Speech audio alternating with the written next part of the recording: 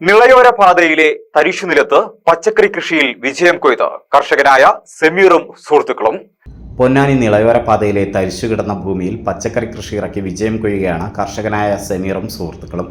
ഓരോ തവണ കൃഷി ചെയ്യുന്നതും ഓരോ രീതിയിലുള്ള പച്ചക്കറികളാണ്. ഇത്തവണ വെണ്ട കൃഷിയാണ് നടത്തിയത്. തരിശു കിടന്ന കാട് മൂടിയ സ്ഥലം വൃത്തിയാക്കിയാണ് കൃഷി തുടങ്ങിയത്. വേനൽക്കാലത്ത് പച്ചക്കറി കൃഷിയും മഴക്കാലത്ത് നെൽകൃഷിയും മീൻ കൃഷിയും പശു വളർത്തലും സമീർ കുടുംബപരമായി ചെയ്തുകൊണ്ടിരിക്കുന്നുണ്ട്. പല രീതിയിലുള്ള കൃഷി ഉപജീവന മാർഗമാക്കി മാറ്റി വിജയം നേടുകയാണ് ഇവർ. സമീറിന്റെ കുടുംബം പാരമ്പര്യ കർഷക കുടുംബമാണ്. വിളവെടുക്കുന്ന വെണ്ട ദിവസേന കർമ്മയിലെത്തുന്ന യാത്രക്കാർക്ക് വിൽപ്പന നടത്താറാണ് പതിവ്. കൂടാതെ പ്രദേശത്തുള്ള ആളുകളും വന്നു വാങ്ങും. സമീറിനൊപ്പം ഷക്കീർ, ഫൈസൽ, മണി, അനിൽ എന്നീ സുഹൃത്തുക്കളുമുണ്ട്.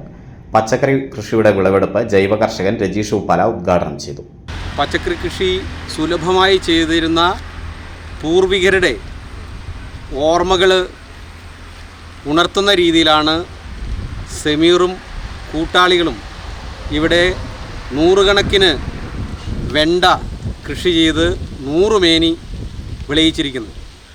നമുക്കെല്ലാവർക്കും അറിയുന്നത് പോലെ ഈ ഈശ്വരമംഗലം പുഴയുടെ തീരത്ത്, ഈ ഭാരതപ്പുഴയിൽ വേനൽക്കാലത്ത് കായ്ക്കറി ഉണ്ടാക്കി തമിഴ്നാട്ടിലേക്ക് പച്ചക്കറി കയറ്റി അയച്ചിരുന്ന ഒരു ചരിത്രമുള്ള ഒരു പ്രദേശത്ത് ഇന്നും കൃഷിയെ സ്നേഹിക്കുന്ന ഒരു പുതിയ തലമുറ ഇവിടെ ഉണ്ട് എന്നുള്ളതിൻ്റെ സാക്ഷ്യപ്പെടുത്തൽ കൂടിയാണ് ഈ വെണ്ട കൃഷി.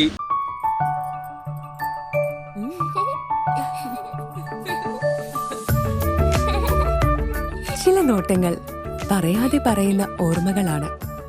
ആ ഓർമ്മകൾ എനിക്ക് സമ്മാനിച്ചതെല്ലാം വിലപ്പെട്ടതുമാണ്.